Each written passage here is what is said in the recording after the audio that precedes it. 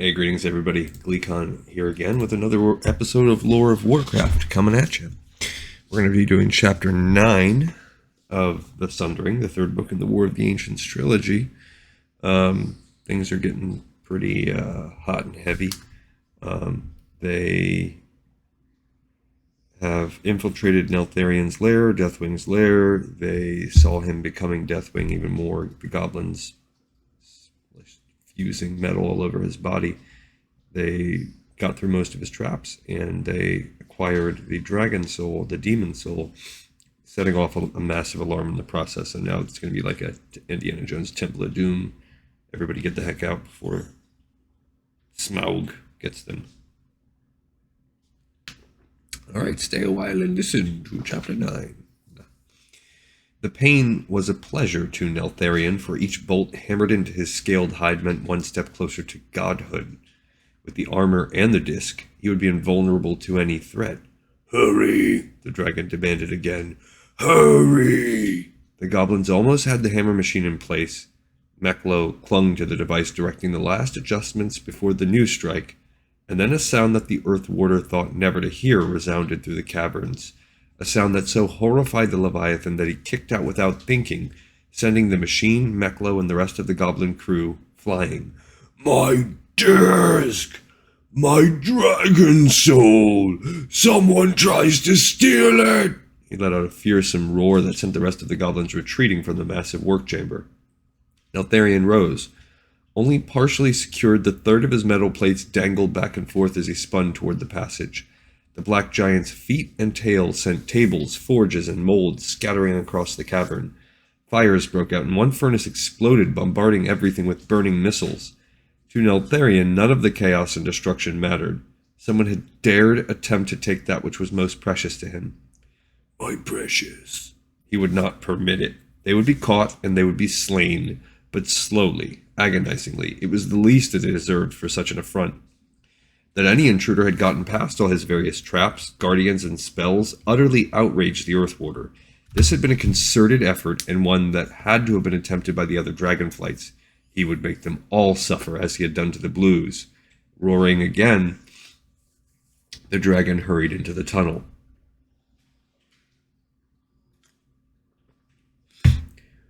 "He comes," Krasis warned needlessly. "He comes." Then the link between the pair was unexpectedly severed. Malfurion feared that something had happened to Krasis, but he knew that he could not concern himself with his friend. What mattered most was to escape with the demon soul. "Druid, come! Hurry!" He slipped the disc into a pouch, the light fading as Malfurion sealed the bag. Climbing out, he saw Brox waiting anxiously by the nearest edge of the first troll's cave. Moving swiftly, the night elf made his way to the other opening. Brox pulled him inside. Allowing Malfurion no time to catch his breath, the orc dragged his companion deeper into the cave. "Maybe way out. Wind may mean exit." The troll's lair lay littered with bones and refuse. Malfurion tried not to look at the former, even if they were likely from goblins.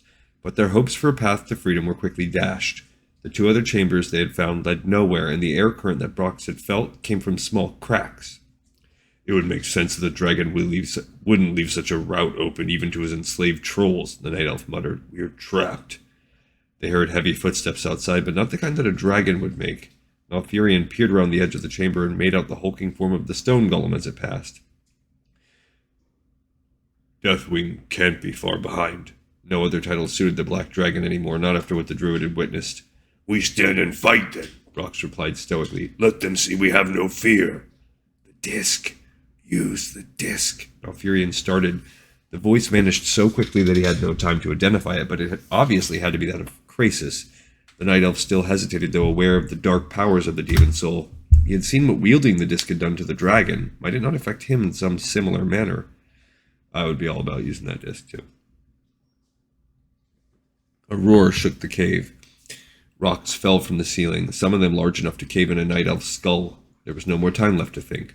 "Druid, what do you plan?" Brox asked anxiously as he saw Malfurion bring out the demon soul. Its light filled the chamber and unfortunately spread well beyond. If the golem did not know where they were before, certainly it knew now, and so very soon would Deathwing. "It's our only hope." Malfurion raised the disc toward the largest of the air passages. He had no idea how the demon soul functioned, so he simply tried to imagine it creating for them an opening large enough for the pair to escape. Nothing happened. You must meld with it. Let it be you, and you it. Again the link vanished, but at least now the Night Elf had a clue. Focusing on the disc, Malfurion delved into it with his thoughts. Immediately he felt its unnerving nature. This was not an object that belonged of the mortal plane. The forces that Deathwing had summoned came in great part from elsewhere. The druid almost withdrew, but knew that he dared not. Meld with it, Krasis had said. Malfurion tried to open himself up to the demon soul, let its power touch his own, and just like that, he succeeded. The strength flowing through the Night Elf filled him with such confidence that it was all he could do to keep from marching out to confront Deathwing, the Golem, and every other dragon in the lair. Only the knowledge that his own death would surely mean the end of hope for those he cared about prevented Malfurion from doing that. The orc studied him warily. Druid, are you well? I'm fine, he nearly snapped. Taking a deep breath, Malfurion gave Brox an apologetic look, then refocused the demon soul on the air passage. Open the way, the Night Elf whispered. The glow around the disc brightened, and suddenly the rock above melted away to vapor. It left no rubble, no trace whatsoever. The demon soul burned away stone and earth without any effort. Although they could not see the magical forces in play, the duo marveled at the effects. Further and further up went the new tunnel, disappearing from sight. It'll continue until the path is completely cleared, Malfurion said, although how he knew that he could not say. We should start up. What felt like thunder shook their tiny cave. Brox quickly looked around the corner. The stone one's trying to dig in! They wasted no more time. Malfurion leapt up into the magically created passage with Brox at his heels. The mountain continued to quake from the malevolent guardian's efforts. Worse, the two had only managed a few steps when they heard the dragon's rumbling voice. Where are they? I will peel the flesh from their bones, drive pins through every nerve. Away! The last word was followed by a tremendous crash, which Malfurion could only assume was the golem being shoved aside by its master. This mountain will be your tomb, Deathwing bellowed into the cavern. There was a great sound like a geyser that a younger Malfurion had once seen erupting, followed by a horrific increase in the temperature. Get in front of me, the druid cried. As Brox leapt past, he pointed the demon soul behind them and threw his entire will into the sinister disc. A savage gust of icy air shot down the tunnel, meeting only a short distance away a fiery flood of molten earth racing up.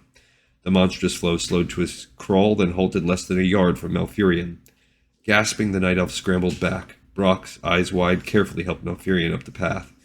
The orc appeared overawed by the forces his comrade had wielded, overawed and not a little concerned. Be careful with that, druid. I trust not such might in so misleading a form. I agree wholeheartedly, and yet it had felt exhilarating unleashing such power. Perhaps Malfurion had been wrong. Perhaps he should have turned back to face the Black Dragon. Had he defeated Deathwing, one of the major threats to Kalimdor would have been removed. After that, the Burning Legion would hardly have seemed like so terrible a danger.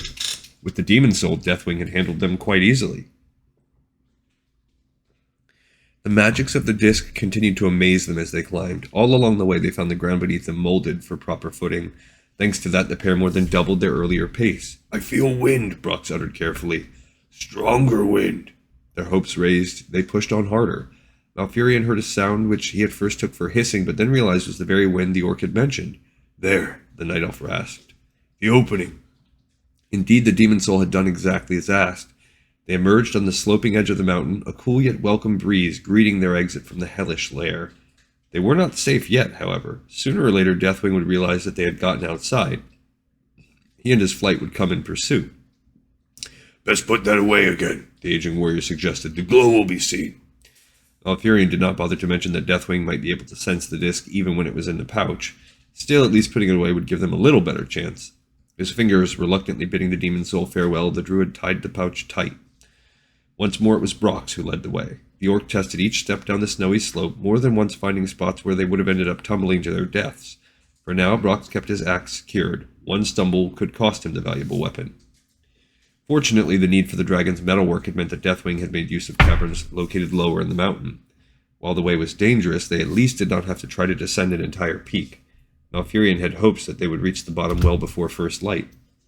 But their luck seemed to again sour when a great form high above swooped past.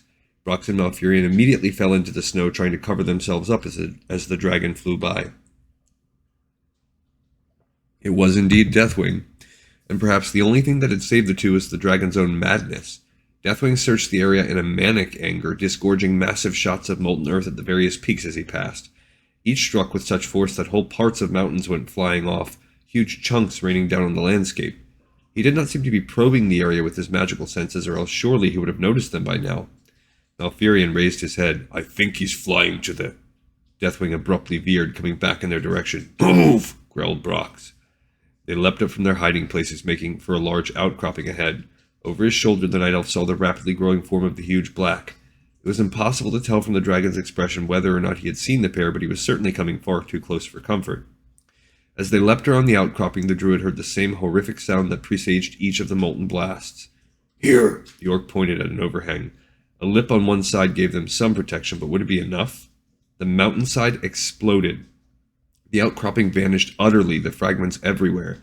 The temperature rose so high that snow melted. Great chunks of ancient ice slid off, crashing below. Sizzling puddles dotted the side of the peak.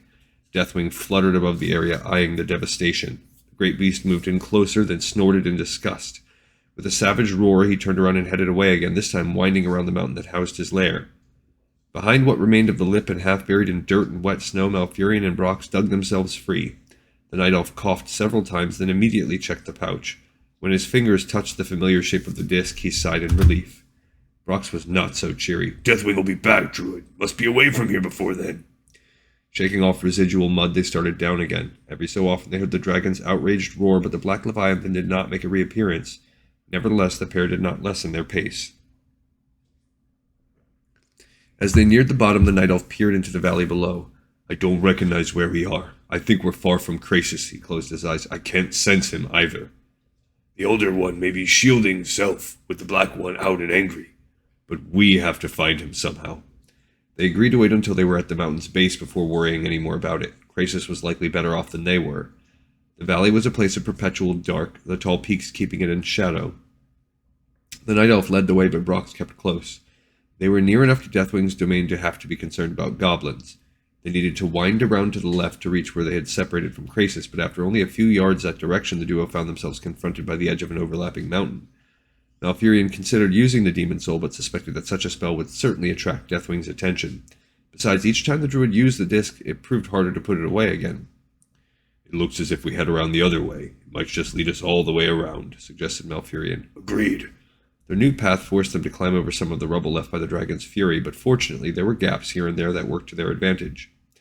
Another roar warned them of Deathwing's return. Malfurion and the orc pressed themselves against the mountain base, watching as the giant flew directly overhead. Deathwing scanned the region carefully, but still missed them. They remained hidden until the dragon was well out of sight. "Odd that we've only seen him. Where are all the other dragons?" Brox had an answer immediately. "They find the disc, they may try to become leader." So it was the Black's paranoia that now served the two fleeing figures. Deathwing did not dare let another of his flight find the Demon Soul first. Even from what little Malfurion knew of its power, it might have very well been enough for a lesser dragon to defeat the powerful creature. They quickly moved on, but again the path played tricks with them. Despite their best efforts, the Night Elf and the Orc were forced farther away from their goal. The Druid grew frustrated. "I should just use the damn thing to bring us to Krasis, and the Black One will come right behind." "I know, it's just..." A monstrous armored figure collided with the Orc. At the same time, a lupine creature the size of a night saber leapt at the druid. From its back thrust a pair of vicious, wriggling suckers that immediately sought for the spellcaster's chest. A fell beast. The clang of weapons quickly informed Malfurion that Brox would be of no immediate assistance to him. The druid struggled as the horrific demon atop him tried to snap off his head. Malfurion nearly choked, so overwhelming was the stench of the fell beast's breath. Row upon row of yellow fangs filled the Night Elf's gaze. Drool from the monster splattered him, each drop burning like acid. Malfurion used one hand to keep the full weight of the creature off of him, while with the second he batted away the two hungry suckers. One, however, finally slipped past his defenses. With the sharp teeth lining the inside of the sucker, it adhered to his flesh. Malfurion cried out as he felt it begin to drain him of his power. It mattered not whether a spellcaster was a sorcerer, wizard, or druid, the magic that they used quickly became a part of them. By draining it out of its victims, the fell beast also devoured their life force. Given time to finish its unholy meal, the fell beast would leave only a dried husk. The Night Elf had no time to consider spells. Even as the pain multiplied, he fumbled for a pouch. Any pouch. Taking advantage of his distraction, the demon managed to get the second sucker adhered. Malfurion nearly blacked out, but knew that doing so would mean his terrible demise. His fingers grazed one bag, the disc's bag, and voices began whispering in his head. "Take it, use it, wield it," they said. "Your only hope, your only chance. Take the disc, the disc." One of them reminded him of the voice that he had earlier thought to be Krasis. Malfurion desperately gripped the pouch, squeezing the demon soul out into his hand. Immediately he felt his confidence grow. The night elf glared at the fiendish visage above him. "You want magic? I'll give you magic." He touched the demon soul to one of the tentacles. The fell beast's eyes bulged, its body swelled like a sack suddenly filled to bursting. In desperation, it removed the suckers from Malfurion's chest. A moment later, it exploded. Gobbets of demon flesh splattered Malfurion, but he scarcely noticed. Rising to his feet, the druid used the disc power to instantly clean away the filth. He looked around and saw Brock still in combat against not one but two Felguard. One was wounded, but clearly the orc was still at a disadvantage. Malfurion casually pointed the demon soul at the one he could most clearly see. A streak of golden light shot out, enveloping the demon warrior. He roared, then dissolved into a pile of dust. The other Felguard hesitated. That was all the opening that Brox needed. The orc's enchanted axe cut deep into the demon's chest, armor and all. As the second attacker fell, Brox spun about. Malfurion, a very satisfied smile on his face, started toward his companion. "That went well," he commented.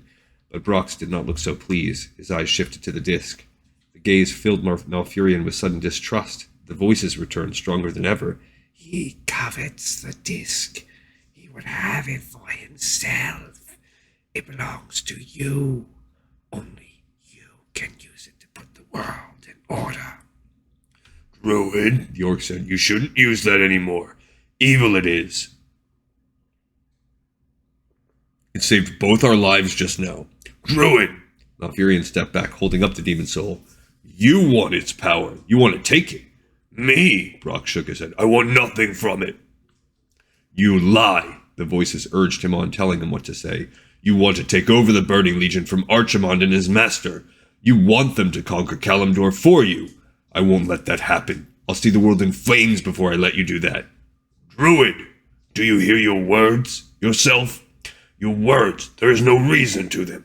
"I won't let you have it," he pointed the disc at the orc. "He must be destroyed. They all must be destroyed. Any who would desire the disc would take it from you."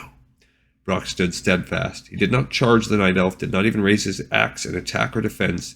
He simply watched and waited, leaving his fate in Malfurion's hands. And at last the druid realized what he had been about to do. He had been about to slay Brox just to keep the demon soul. In disgust, Malfurion dropped the sinister disc and backed away from it. He looked again at his companion, seeking some manner by which to properly apologize to Brox for what had nearly happened. The graying warrior shook his head, indicating that he placed no blame on the night elf. "The disc," he growled. "It is the disc." Malfurion did not like the notion of touching it again, but they had to take it with them. Krasis would surely know how best to handle the Black Dragon's monstrous creation. All they needed to do was find him. Locating a loose piece of cloth, Malfurion bent down to retrieve the demon soul. He knew in his heart that the cloth was no true protection against its enticements, but it was all he could do. To fight it and the insidious voices that seemed to follow the disc, the night elf tried to concentrate on those dearest to him. If he fell victim to the demon soul, they would all pay with their lives. First and foremost, Tyrande, already a victim, appeared in his mind. Malfurion doubted very much that wielding the demon soul would somehow save her. Instead, it was more likely that the druid would end up slaying her as he nearly had Brox. He gave thanks to Cenarius, whose wise, gentle teachings had helped give him the strength to turn from the voices. The demon soul was an abomination to the natural world, and therefore an abomination to the druidic path. "We have got to flee this place, Brox," he said, straightening. "There's no telling just how many more demons might be in this area." His eyes widened as grotesque hands formed from the hard ground at his feet. With astounding speed, they seized Malfurion's ankles, pinning him in place. The orc let out a growl and started forward to help him. Brox, however, barely took a step before his own feet were similarly grabbed. Undaunted, he swung at one hand, holding him, shattering it. That, though, gave him only a single step before two new ones resecured his freed limb. Meanwhile, Malfurion found himself caught between using the demon soul, which still lay wrapped in his palm, and calling upon the natural forces which Cenarius had taught him to use. That hesitation cost him, for a veil of darkness abruptly covered his eyes, and what felt like an iron clamp bound his mouth shut. The demon soul slipped from his startled grasp, clattering on the ground. He heard Brox roar with outrage and the sound of the axe beating its stone, Then there was a harsh thump, and the orc grew frighteningly silent. A heavy breathing that Malfurion recognized as that of Night Sabers first warned the druid that their attackers drew near. The Burning Legion, though, did not use the Panthers. As far as he recalled, only his own people did. Someone from the palace? You let them live. Why? Asked a voice that was indeed that of a night elf, but had the emotion of a demon. These two will be of great interest to our lord. Malfurion started at the second voice. Could it be? He heard something land lightly on the ground, followed by footsteps coming toward him. There was a scraping sound as the nearby figure picked up what could only be the dragon's foul creation. Not much to look at, the one standing near Malfurion commented. Almost as an afterthought came the words that verified the druid's worst fears. Hello, brother. You knew that was going to happen. You knew, because they were in the area, that they were at least going to make an attempt for the Dragon Soul. I guess we didn't know for sure that they were going to get it. And what's worse, not only did they succeed in get the Demon Soul here, but they've captured Brox and Malfurion. Krasis is buried in the mountains somehow. The only thing that could possibly come good out of the Krasis thing is he's here in Dragon territory, and the Demon Soul is out of Deathwing's possession, so he could now perhaps convince the dragons to rally and try and do something. So there's that small. But yeah, this is bad. Alright guys, we will find out what happens on the next episode of Lore of Warcraft, as this episode is in the pipes, 5x5. I'll see you on the next one. Thank you so much, as always, for listening.